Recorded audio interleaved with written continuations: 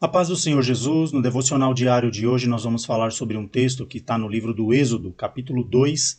Nós vamos ler a partir do versículo 11, que diz assim: E aconteceu naqueles dias que, sendo Moisés já homem, saiu a seus irmãos e atentou para suas cargas, e viu que um egípcio feria um hebreu, homem de seus irmãos.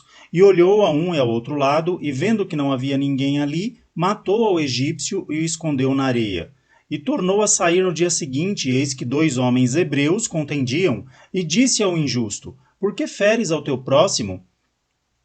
O qual disse: Quem te tem posto a ti por maioral e juiz sobre nós? Pensas matar-me como mataste o egípcio? Então temeu Moisés e disse: Certamente este negócio foi descoberto. Amém? Nós vemos aqui algo que aconteceu na vida de Moisés, quando Moisés aqui ele vê um egípcio agredindo um de seus irmãos, um homem hebreu. Era assim que os israelitas eram chamados, né, naquela época. Eles eram chamados de hebreus, e ali Moisés ele toma ali as dores, não é? E ele vai lá e fere aquele egípcio que estava ali ferindo um dos seus irmãos, né? Quando a gente fala irmãos, significa um ali do seu povo. E Moisés ele fere aquele egípcio e o mata e esconde o corpo desse egípcio na areia.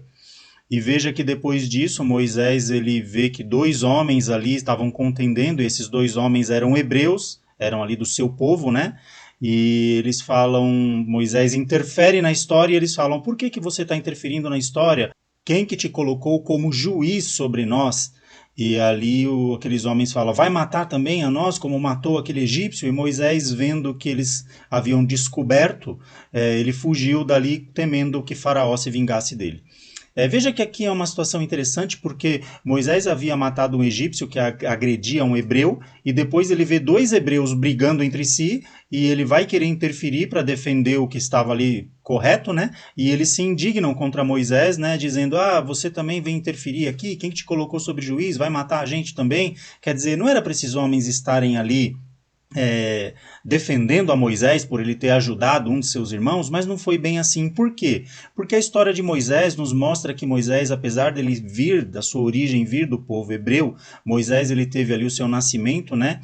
E ele sobreviveu de uma forma milagrosa, porque Deus colocou ali uma condição para que Moisés fosse colocado num cesto ali no rio Nilo, e ele foi colocado nesse cesto ali nas águas do rio Nilo. A filha de Faraó o encontra e o cria ali na terra do Egito. Moisés ele foi criado como um egípcio, ele foi conhecedor ali de toda a cultura, de toda a instrução, né, do Egito, de tudo aquilo que havia de mais moderno e mais sofisticado naquela época. Moisés foi criado tendo ciência, tendo conhecimento de tudo aquilo que havia no Egito. Então, para os hebreus, Moisés era egípcio. E para os egípcios, Moisés era um hebreu. Os egípcios ficavam meio com o pé atrás com Moisés, porque ele não era um egípcio de sangue, e os hebreus também ficavam com o pé atrás com Moisés, porque apesar dele ser um hebreu de sangue, de berço, ele foi criado ali dentro da casa de Faraó, pela filha de Faraó. Então veja que essa situação trouxe ali um desconforto na vida de Moisés, que isso só terminou quando Moisés ele tomou um partido, quando Moisés ele escolheu um lado, quando ele ficou claro na mente dele: não, eu posso ter sido criado na casa de Faraó, pela filha de Faraó, mas eu não deixo de ser um hebreu, eu sou um hebreu, a ponto que esse texto que nós lemos, Moisés vê que um egípcio, ele feria a um hebreu, e Moisés vai lá e compra aquela briga, ele toma as dores, né, e ele vai lá e mata aquele egípcio e esconde o corpo dele. Tendo feito isso, Moisés ele foge para o deserto e ele fica ali 40 anos na terra de Midian, até que no Êxodo 3 Deus ali o levanta para chamá-lo como um libertador do povo hebreu na terra do Egito. E essa história ela traz para nós algo muito interessante, que é nós termos convicção de que lado nós estamos. Porque existem pessoas que tentam viver uma vida onde elas tentam agradar os dois lados, vamos dizer assim. Às vezes a pessoa ela se intitula como cristã, mas ela tem um pé na igreja e um outro pé fora da igreja. Ela quer viver as coisas de Deus, mas também não quer abrir mão das coisas do mundo. Ela quer desfrutar das coisas de Deus, mas também quer desfrutar das coisas do mundo. Isso acaba gerando uma crise de identidade, até quando Moisés aqui também, tendo uma situação parecida, ele toma aqui um lado, ele toma um partido, ele escolhe um lado a qual ele vai ali, não, eu sou um hebreu e eu tenho que caminhar por aqui. E isso também traz para a nossa reflexão que nós precisamos definir o nosso lado. Veja que Deus ele tem promessas para aqueles que o temem, para aqueles que o obedecem, para aqueles que procuram ter uma vida santa na sua presença, uma vida pautada na sua palavra. E o mundo vai de mal a pior. O mundo é como se fosse uma cachoeira, né, que cada dia vai caindo, vai se afundando mais. E nós estamos na contramão do mundo, por quê? Porque nós temos uma posição definida. Eu te convido nesta reflexão para que você medite de que lado você está, a quem você pertence. Você é igreja ou não? Você segue fielmente os caminhos do Senhor ou não?